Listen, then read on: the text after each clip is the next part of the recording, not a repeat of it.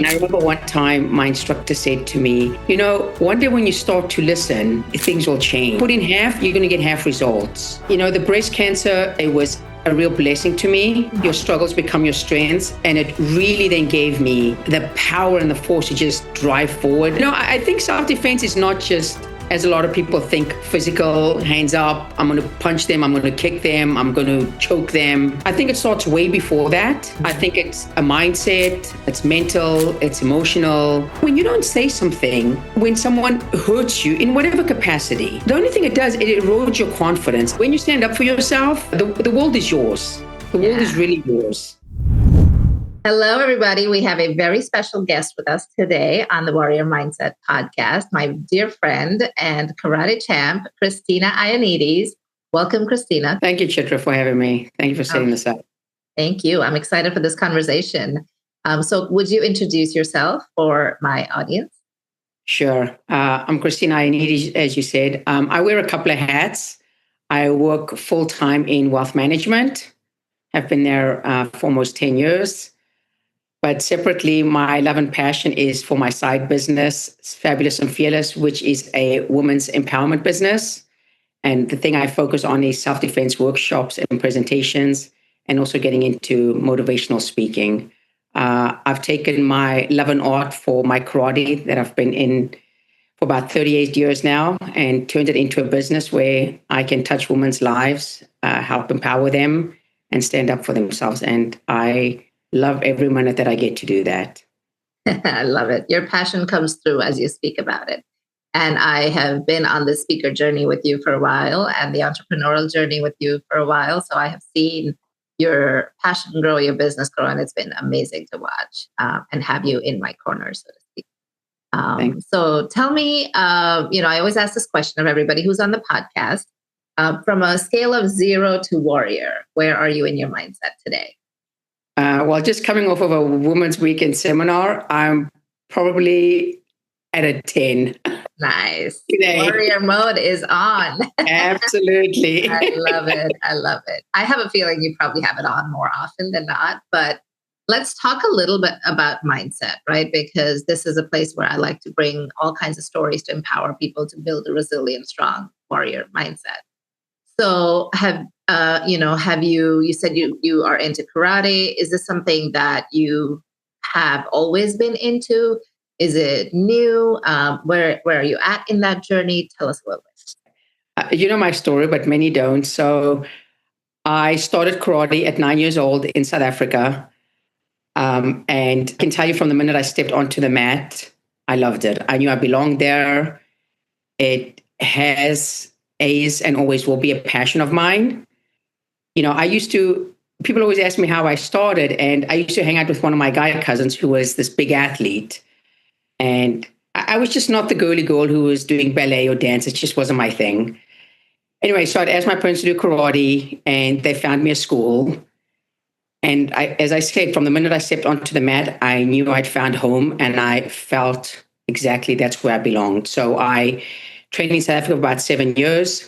We moved to the States in 1991, and I knew the same style was here. I had checked other ones out, but it just wasn't what I was looking for. So a couple of years later, after moving here, I found the same style, stepped in, and the rest is history. 38 years later, I still put my feet on the mat. I train, I travel, I compete internationally. I've done very well. And honestly, I just love it. I absolutely love it. Wow. Do you remember what it was about the mat that got you excited at 9? What was that feeling? I don't know what the feeling was, but it was just something, it just told me like, that's where I belong. Something just came over me and said, this is it for you. Is it a blessing? Was it a feeling?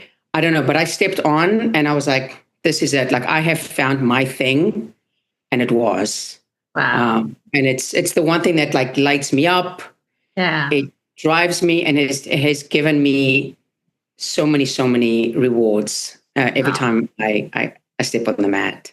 I love hearing that. And I feel like that was an intuitive hit for you, right? It's like your intuition just was like saying to you, this is it. This is your thing. This is going to be your thing. And something inside of you just came alive in that moment.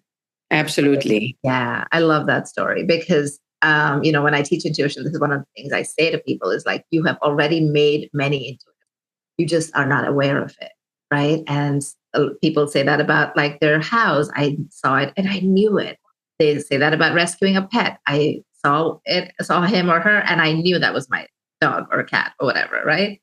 So I love that just kind of fell into your lap almost. Beautiful. I love it. Okay, so now you haven't just been traveling. Tell us a little bit about all the amazing accomplishments you've had. Don't be so humble. Tell us, because you worked hard. I did. So, I moved to the States and then I started competing internationally. My first tournament was in 1996, which happened to be in the US. And I did just not do well. I always trained hard, but I just didn't do well. 96, 98, and I was just getting frustrated. It's like, why do I train so hard? And there's just no results. And I remember one time my instructor said to me, I was complaining to him. It's like, I don't get it. I train so hard and I'm not getting away. And he looked at me and he says, one day when you start to listen, things will change. And like inside of me, this like anger like riled up. I was like, how dare him? But I can tell you the best lesson I've ever learned. And since then, things certainly did turn around. 2000, I took third. And then every year things just got better. 2006, I put in so much time. I ate, breathed, and slept karate. I filled my well. In 2006, I won my first gold, my first team gold. I got second in kata. Like I really went all out. And since then, I have been very fortunate to do well. As you know, I'm a 6-time world karate fighting champion. I've won both individually in the women's open heavyweight as well as with my teammates. And it's been a great journey. I would have never dreamt this, but it's been a journey that I certainly will not change for anything. It's been remarkable. I mean, there's so much here to unpack because there's so many ups and downs in this journey, right? As you said, the first time you competed, you didn't win. What was going through your mind as, yes, there's the anger and the frustration, but what made you want to do more and work harder? Was it the coach inspiring you? Was it your own drive? Was it, something else? Tell us. I think it was my own drive. I loved it. And I just knew you just had to keep training. And so, every time I lost, it wasn't defeat. It was just, okay, you got to go back and try again. The only way you can improve and get better is by going back. And so, even as a child, when I did in South Africa, yeah, you're disappointed that you lose, but you go back and you try again. And, if you keep focused and you stay disciplined, you keep training, eventually the results will come. And, I always tell people that I kind of won by default. I didn't train to win. I just trained because I loved it. And I put in so many hours. And, the results eventually showed up for themselves. And I think that's the key thing is that you just got to keep training. You got to stay focused. You got to stay disciplined. And then eventually the results will come. But it's not going to come the first time or the second time. And you just got to keep going back, putting your feet on the mat, in my case, obviously, but with anything in life, keep going back. And eventually the results will come. So interesting because it feels like you had this innate drive inside of you. Do you think that you were just born with it? Or do you think there were people around you that inspired you, like your parents or anybody? Like, where did it come from? Because I know that people who are listening and struggling with something will want to know, like, where can I find it? And sometimes it's inside of us, but we just need to bring it out. I think it's a little bit of everything. I think it's a part of who I am. It's certainly from my parents. My parents are very hardworking, very driven. So obviously, I grew up in that. Just, push and keep going. And, my dad says all the time, like, you get up every day and you fight. Obviously, I don't mean physically, but, you fight life. Sure. Yeah. And so that was it. I had great coaches. My karate instructor in South Africa was amazing. I mean, he pushed us. Then I came here, trained with another amazing instructor who, as I said, made me a champion multiple times over. So I think it's really a combination of everything. if someone said to me, give me three things that are the most important, you've got to be focused, you've got to be disciplined, and you've got to really want it. Like everything else is going to be put aside. You just can't give yourself a way out. Yeah. You got to go in there and fight the fight and keep going. And with all the ups and downs emotionally and everything, if you want it, I really believe you can get it. But you have to be disciplined and you have to be focused. Because if it's like anything. If you put in half the results, if you put in half, you're going to get half results. Yeah, half the effort, half the result. I hear you. Correct. Yeah, beautiful. Okay, so you didn't have a win, or you had a defeat, or during this journey of ups and downs, and winning, not winning. You're still working very hard. You're still putting in all the effort. Would you say there are certain things you say to yourself when you don't win? Or, I mean, obviously now you've been doing this for many years, but in the beginning, is there something you said to yourself? Did you have like a pregame ritual before you went on? Like, do you give yourself that like pep talk? And is there certain things you say? Is there a mantra? I don't know. Just curious. So interestingly, when I was younger, I just didn't. I just did.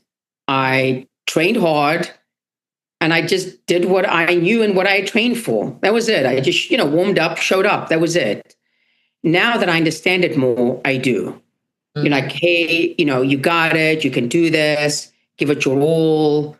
Because look, the reality is you don't know if you're going to win, because every athlete that's there and every competitor has trained most likely just as hard as you have. Yes. But it's ultimately about just giving your best and giving 110%. And if you know you've given your 110%, then even if you don't win, you can always come back and try again. So true. And I'm thinking about karate as a sport itself. I feel like you would have to have a lot of focus built in for the sport, right? Absolutely. Yeah. You've got to stay focused.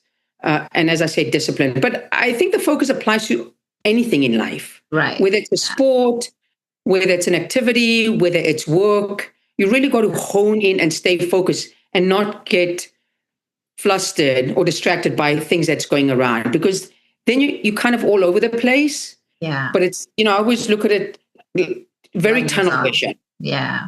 And that's the only thing you focus on, because that's exactly where your energy is going to flow. Yeah. Exactly where you're focusing. I know. I'm thinking, I said that because a lot of times I'll tell people like movement is a great way to shake your mindset.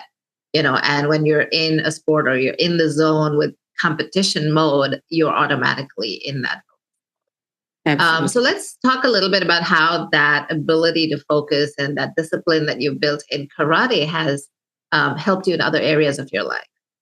Wow, there's a lot.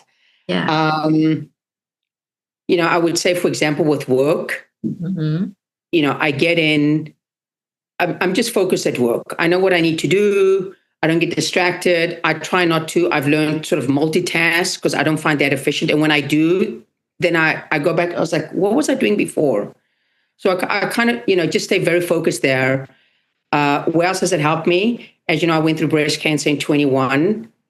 And while I had an amazing journey, I certainly think that the mindset of the karate and the strength helped me get through it with grace and really in a way that I probably would have never thought and realized if it wasn't for my karate. Like looking back now, I am so thankful that I had it, because the journey is hard. Even though I had a good journey, it's hard. And I think that just really helped me get through it. Yeah. Yeah. I mean, any diagnosis like that would shake you up, right? Initially. But I think the fact that you had already done all of this mindset work and you were already in the zone helped. But I'm so glad that you are healthy and, have overcome that. And, all of the work that you've done has paid off in that sense. So let's talk a little bit about how you're paying that forward now. How are you showing up because I know you're doing some amazing work and empowering a lot of people. So let's. Okay. So funny that this podcast should be in February. I'm going to tell you a story you probably don't know. Oh, tell me. So I started my self-defense 10 years ago in February with a friend of mine called Susan.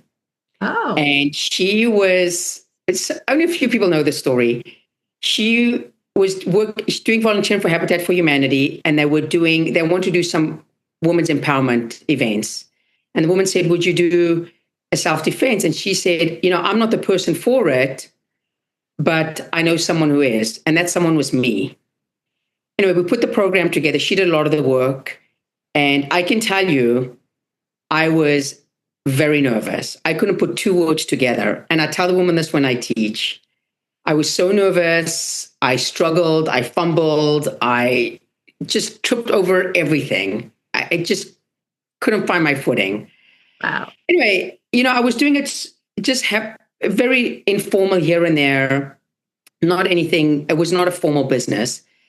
Fast forward to the pandemic, and I was at a crossroad between my career and do I want to go more into my karate self-defense?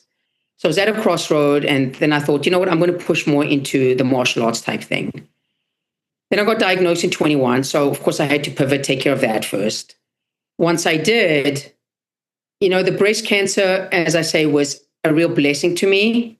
Your struggles become your strengths. And it really then gave me the power and the force to just drive forward. And I thought, you know what? I can do both. I can work full time and I can build and grow this business. And so July of 22, Fabulous and Fearless was officially born. I've been doing the self-defense now for 10 years. And, how do I give to the woman? Because it's a full-fledged business, I go out, I do self-defense workshops and presentations to women's groups, to organizations, to corporations. And then also, as you know, doing more and more speaking about my breast cancer, very motivational. And just being able to touch the women's lives. It's both men and women, but a lot of my audience is women. It, to me, has been it's been amazing. It fills my cup and my well every single time. It's like I'm able to give to the woman, but the woman in return, they don't even probably realize it. I get so empowered and get so filled every time I leave a seminar. It's a real blessing. And that's why I'm just so thankful that I started the karate. And because of that, here I am. So it's been an amazing journey. I love it. You're such a powerhouse. You're such an inspiration. You're doing such amazing work. Tell me why self-defense? Why is it important for all of us to have that? Why? Wow, it's a loaded question, but I'm going to answer it. I think self-defense is not just, as a lot of people think, physical, hands up, I'm going to punch them, I'm going to kick them, I'm going to choke them. I think it starts way before that. I think it's a mindset, it's mental, it's emotional. How do you carry yourself? What kind of confidence do you have? How do you communicate, whether verbally or your silent communication? How do you walk? How do you present yourself? That's communication. What kind of confidence and courage do you have? Do you say something if something happens, if someone touches you inappropriately or something even at work? Or do you just kind of crouch down? Do you have boundaries? Are you assertive? Especially as women, it's not about, for example, with assertiveness, it's not about being aggressive. It's just about being assertive. I don't like that you did that. Would you mind stepping back? I don't like the way you spoke to me. Just very assertive, knowing who you are, knowing your worth, and standing up for yourself. And that's why I always say, do you have the confidence and the courage to stand up for yourself? And again, standing up is not someone tackles you and now you need to do something. It's you're spoken to in a way that you don't like. Do you say something or don't you? That to me, self-defense, it starts way before the physical part. So when I do my workshops and presentations, I speak about that. To me, that educational part is so much more important than the physical, personally. And I think you can prevent the physical from even happening if you have all the educational tips and tools in place. Yeah. It's about prevention. It's really about prevention. It's about preparation. Yeah. And when you stand up for yourself, the world is yours. The world is really yours. Oh my God. I love that. I'm so glad I asked that question. I love that answer because I think when we think of self-defense on a surface level, it's really about protecting yourself and fighting back if the need arises. But what you're saying is it is so much deeper than that. There's all about awareness. It's about, how you stand, how you carry yourself, how you think like about, what someone might say that you don't like. How many times have women just suppressed that, right? And I know men have too, but like as women, I know so many personally who have done that. And it's rampant, right? This whole like submissiveness or, taking stuff and not retaliating or not speaking up, And so I had never thought, or I guess it's obvious now when I'm thinking about it, but it's like so good to know that while you're learning a physical skill, you're also developing mental resilience. I mean, think about something you just said. You said it's about protecting yourself. But what does protection mean? Is it only physical? Is it not mental? Is it not emotional? Is that not a form of protection? Mm, yes. It's protecting everything, mental, emotional, physical. And when you don't say something, Yeah. when someone hurts you in whatever capacity, the only thing it does, it erodes your confidence. And then when it happens again, it erodes your confidence again. And you kind of just, as I say, you become smaller and smaller as opposed to, play big. I always tell women, don't play small. As women, we don't say anything. We're too scared. We're going to hurt someone's feelings. But how are you feeling? Like your feelings don't matter? Listen, I'm not saying to pick a fight with people. That's not what I'm saying at all. Just stand up for yourself. Protect yourself.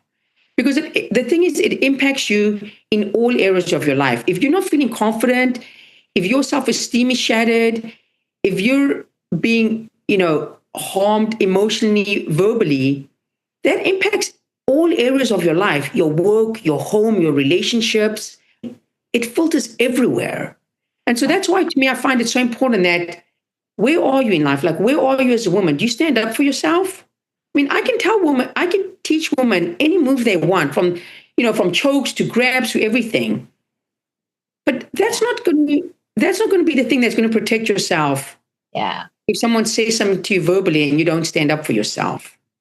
Yeah. Because I mean, in that moment, do you get scared and shrink, or do you, stand up and enter Correct. that whole warrior mode that I call it? Okay. So we want to leave everyone with at least one solid tip. So if they're out and about and if they're, because, it's like they got to have something substantial. I'm sure they got a lot of inspiration, but one physical tip, or like when you're walking around, like what is one thing that you could leave them with that will maybe save their lives someday?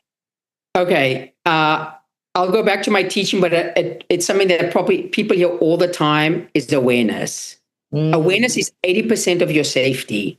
Just looking around and seeing what's going on, as opposed to, for example, having your head in your phone, which, we all love our phones, but at what cost? Or the earphones in and you can't hear anything. Just you being able to look around and see things, head up, shoulders back, eyes up, chin up, and being able to look around, you could see something and you can proactively do something, as opposed to headphones in, phone down, someone just grabs you. Now you have to be reactive. Yeah. Sometimes just a few seconds can change the whole outcome of something. So awareness is so, so critical in all areas, whether you're traveling, whether you're at work, the situational awareness. Sometimes, for example, I tell women, let's say we're in the corporate environment, or you're at a meeting and someone's undermining you. Are you picking that up, or someone is just undermining you and you're just not catching on to that? And it's eating at you, but you don't know why. Awareness is so, so critical. Body awareness, situational awareness, everything, wherever you are. If something's off, it's probably off. Yeah. You spoke about my intuition in the beginning. A woman's intuition is very strong. So what's one tip? Absolutely awareness. Yeah. Everywhere Pay attention. Pay attention Absolutely. to where you are. Yes. Absolutely. It's a huge lifesaver. Yeah. You're reminding me of one time I was in Paris and we were in the subway and somebody had their hand in my backpack, which was in front of me. And at the last second, I had this instinct to turn another way. And as soon as I turned, I saw her hand come out of my backpack. It was under a sweater. And I was like, oh my God. But to your point, I wasn't ready for it. I didn't know what to say. I was so shocked that I ended up blurting out nice try, babe. And my kids still mock me for it. Because every time something happens, they're like, nice try, babe. That's funny. But I think about it and I don't have that, right? Because I should have been ready to like, give it to her because I was so mad and so traumatized for the rest of the day. But I didn't have it in me in that moment to say something, right? So now I'm going to think about, like once that happened, I was like, okay, I'm going to be more aware, even though I knew I had the backpack in front instead of the back because I know there's a lot of pickpocketing that happens there. But I love that point about awareness because when you're aware, you're thinking two steps ahead, right? Because if you see something that's still not here, you have that space to plan something or have a plan of action, right? Yeah, I mean, awareness, anticipate. I always tell people, if I could just add this in, you got to think like a thief. A thief is Mm. looking for opportunities, just like we look for opportunities in life, like our careers, an opportunity with buying a home, a business, whatever the case is. Yeah. You're looking for opportunities. So is a thief. He's looking Mm. for opportunities. I shouldn't say he, they. Yeah. They're looking for Could be opportunities. anyone. So I had a woman. yeah, you got to be ahead of the game. So you got to anticipate, is this an opportunity for them to do something? And if you think that, it probably could be. So get ahead of the game. It's a little bit of a chess game, I think, sometimes. Like, get ahead of it, get in front of it, anticipate what could potentially happen, get out of the way, heighten your awareness, whatever the case is. What is self-defense? It's like an insurance policy. Why do we have insurance? You hope you don't use it, but you still have it. Car, home, health. I love it. But you still have it. And that's self-defense. It's like you have it, you're prepared. You're prepared. Yes, that's a big one. Have you ever had to use it in real life? Funny. People ask me that all the time. And thank God I have not. Good. But I will tell you honestly, I have thought about it. And I always just say to myself, if something should happen, will I be able to do it? Or, how will I act? I mean, I'm just being very honest. Yes, I've had many years of martial arts training. But you probably will have instincts kick in. I mean, I probably will, but sometimes I get nervous. And I was like, oh my gosh, would I get scared and freeze? And, maybe that's just like my mind playing, just making up stories. Right. But thank God it's never happened. Yeah. I hope it never does. I hope so. But yeah, the more you train, obviously, the quicker the reflexes and the quicker you can do something. And there's no, what should I do? Yeah. Do something, whether it's you use your voice, whether it has to be physical or your voice or just move away. Whatever it is, something needs to be done. Yeah, I love it. I often, when I'm watching like movies that are about like kidnapping or something, and I'm always like in my mind playing it out, like, if something ever happens, like, what can I say? Like, I think of psychological games, like how would I psychologically mess with them so that they will let me go? And I've done that since I was a kid, which is crazy. But it's so important to be prepared. I think that's the key takeaway that I'm leaving with is to be prepared, be aware, and be ready because you never know when something will happen. And once it happens, it's usually, you're in reaction mode, like you said. So I love it. Okay. So you're doing self-defense workshops around the country. How can people connect with you if they want to bring you in? What is the best way to reach you? Okay.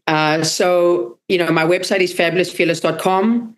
You can reach out to me via email or my number's on there as well. Beautiful. Reach out. I'm happy to discuss, a workshop, a presentation. I do it both virtually and in person. Nice. I can vary the length, one, multiple, whichever. I have a certain outline, but I certainly customize them based on what the request is. Beautiful. So I love it. I urge everyone to check your website. We'll put it in the notes and share everything with everybody. So you'll be able to see them and get in touch with you. And I definitely want to show up to your next one when it works out. And thank you so much for doing this. This was amazing. I already feel so much more empowered. I'm sitting up taller. I'm like more aware. I'm like, nice. Okay. There we go. Yeah. So thank you for doing that. And thank you for sharing your wisdom. And stay healthy, stay happy. And we will put this out soon and see, how people want to connect with you. Awesome. Chitra, thank you so much for this. This was worked out so well. So I really appreciate the opportunity. Thank you. You're welcome.